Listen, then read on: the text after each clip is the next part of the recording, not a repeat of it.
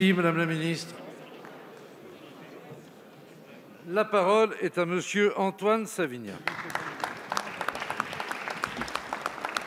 Merci, Monsieur le Président. Monsieur le Premier ministre, avoir confiance en ayant peur, avoir confiance sans savoir pourquoi, avoir confiance en comptant chaque jour les blessés, les morts, en constatant notre incapacité à apporter des réponses. Nos forces de l'ordre, auxquelles nous tenons à rendre un hommage appuyé pour leur dévouement et leur courage au quotidien, assurent notre sécurité là où la justice doit nous la garantir. Or, ces mêmes forces de l'ordre ne cessent d'exprimer leurs doutes dans l'action de la justice. Alors que faire?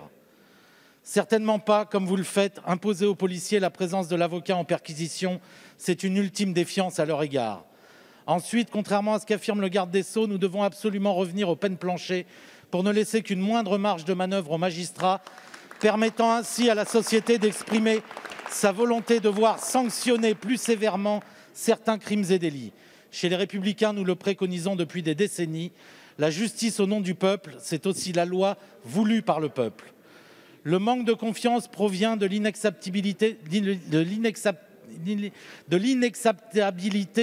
des sanctions prononcées dans certaines affaires, voire de l'absence de sanctions ou de remise en liberté, véritable désaveu du travail des forces de l'ordre.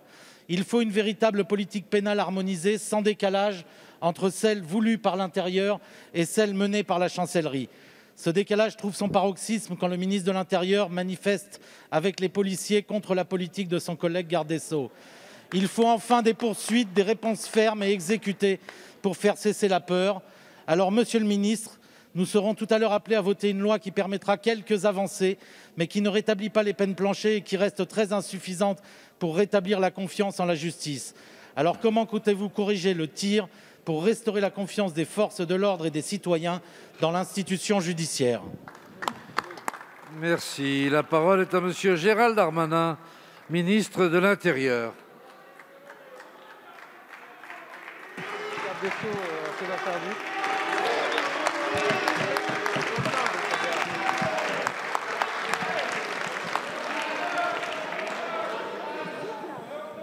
Bonjour Monsieur le Président, je savais que je vous avais manqué, j'en suis désolé.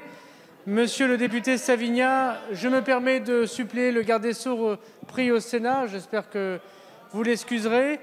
Et le fait que je réponde montre sans doute qu'il n'y a pas la division que vous souhaitez espérer. Le texte de loi que porte le garde des Sceaux est un texte... S'il vous plaît. S'il vous plaît. Attendez, je vous rappelle tout de même que le gouvernement désigne qui il veut pour répondre aux questions qui lui sont posées. Le garde des Sceaux étant retenu, Monsieur le ministre de l'Intérieur a la parole et lui seul a la parole. Le texte de loi porté par Éric Dupond-Moretti est non seulement un texte important pour la justice des Français, mais un texte important pour les policiers et pour les gendarmes. Lorsqu'une enquête préliminaire dure de très nombreuses années, et que nous voyons policiers et gendarmes qui nous expliquent dans les commissariats, dans les gendarmeries, sans doute ce que vous faites lorsque vous les rencontrez, que depuis 2013, depuis 2014, parfois depuis 2012, parfois depuis 2010, ils ont des centaines et des centaines de dossiers qui n'ont jamais été clôturés, sans réponse pénale pour les victimes, sans avancée de l'enquête, et dont les policiers et les gendarmes sont responsables, je crois que nous devions effectivement les encadrer. Lorsque le garde des Sceaux prévoit qu'enfin on va modifier le code pénal et le code de procédure pénale pour que les policiers et les gendarmes puissent communiquer sur les résultats de leurs opérations sans attendre l'accord du procureur de la République, on aide en effet les policiers et les gendarmes. Lorsque le garde des Sceaux propose, dans une meilleure refiguration de l'OPJ, c'est-à-dire les officiers de police judiciaire, alors nous enquêtons mieux. Nous pouvons, grâce aux vidéosurveillances, grâce aux images des vidéosurveillances, mieux condamner. Il ne faut pas opposer police et justice. Le garde des Sceaux a proposé un texte important et c'est grâce à l'augmentation du budget de la police et de la justice de ce gouvernement que demain le ministre de l'Intérieur aura sans doute moins de travail.